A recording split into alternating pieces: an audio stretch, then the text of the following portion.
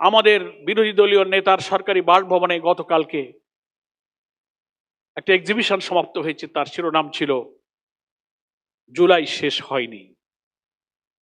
তার অর্থ হলো জুলাইয়ের গণ আকাঙ্ক্ষা আমরা আজও পূরণ করতে পারিনি। যারা জুলাইয়ের বেনিফিশিয়ারি হয়ে ক্ষমতা আসীন হয়েছেন তাদের এই 6 মাসে 5 মাসে একটার পর একটা পদক্ষেপ, রক্ত ঝরানো জুলাইয়ের বিনিময়ে যে জুলাই চার্টার আমরা পেয়েছিলাম তার ভিত্তিতে গণভোটের গণরায় কার্যকর করার প্রতিশ্রুতি ছিল, সে প্রতিশ্রুতি তারা বাস্তবায়ন করেনি। সংবিধান সংস্কার আদেশ অনুযায়ী তারা শপথ নেয়নি, অধিবেশন ডাকেনি, এখন তারা গণভোটকে ইগনোর করছে। মাননীয় প্রধানমন্ত্রী, আমরা বলেছি, বাইরেও বলেছি, ভেতরেও বলেছি যে আপনিও তো 12 জুলাইয়ের নির্বাচনে আমরা দেখেছি টেলিভিশনে আপনি ভোট দিয়েছেন, নিশ্চয়ই হাতে ভোট দিয়েছিলেন এবং ধানের শীষে ভোট দিয়েছিলেন। তাহলে আপনি ধানের শীষের ভোটকে মূল্যায়ন করে প্রাইম মিনিস্টার হলেন, এমপি হলেন, সরকার গঠন করলেন, একই দিনের রেফারেন্ডামের ভোটকে আপনি অস্বীকার করে কি করে 84টি সংস্কার প্রস্তাবকে আপনি ইগনোর করতে পারেন? একই মায়ের পেটের জন্ম নেওয়া যমজ 2টি সন্তানের একটিকে স্বীকার করবেন, একটিকে অস্বীকার করবেন, কি পরিমাণ দ্বিচারিতা!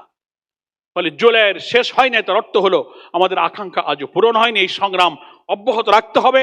এনডিএফ এর ডাক্তার সুধীবৃন্দ, ভাই বোনেরা যে অপ্রতিরোধ্য সাহসী দুর্জয় নির্ভীক চেতনা নিয়ে বুলেটের মধ্যে একজন রোগীর শরীরে শত শত বুলেট স্প্লিন্টার নিয়ে এখনো তারা রাতে ঘুম পড়তে পারে না, চোখের সামনে মেডিকেলে হসপিটালে আপনার রাস্তার উপর থেকে পিক আপ করে নিয়ে তাদের যেভাবে চিকিৎসা করেছেন, এত কঠিন কেসের যারা ম্যানেজমেন্ট করতে পারে, ফ্যাসিবাদের রক্তচক্ষুকে নিশ্চয়ই তারা উপেক্ষা করে জুলাইয়ের স্বপ্ন নিশ্চয়ই আপনারা পূরণ করতে আপনাদের সংগ্রামকে এগিয়ে যাবেন।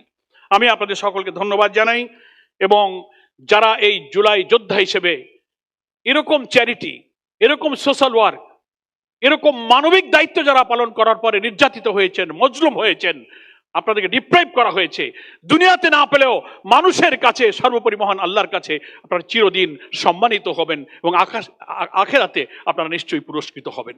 আজকের এই আয়োজনের জন্য আমি আপনাদের সাথে একটু কিছুক্ষণের জন্য সাহচর্য পেয়ে নিজেকে খুব কৃতজ্ঞ মনে করছি।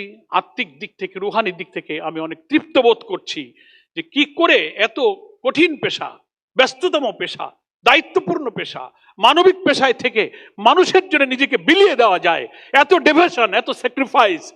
আমি মহান আল্লাহর কাছে আপনাদের জন্য দোয়া করি। আমি আবারও আমার সেই অভিব্যক্তিটা বলবো যে আমি বিস্মিত, আমি মুগ্ধ, আমি অভিভূত। সকলকে ধন্যবাদ। আসসালামু আলাইকুম ওয়া রাহমাতুল্লাহি ওয়া বারাকাতুহু।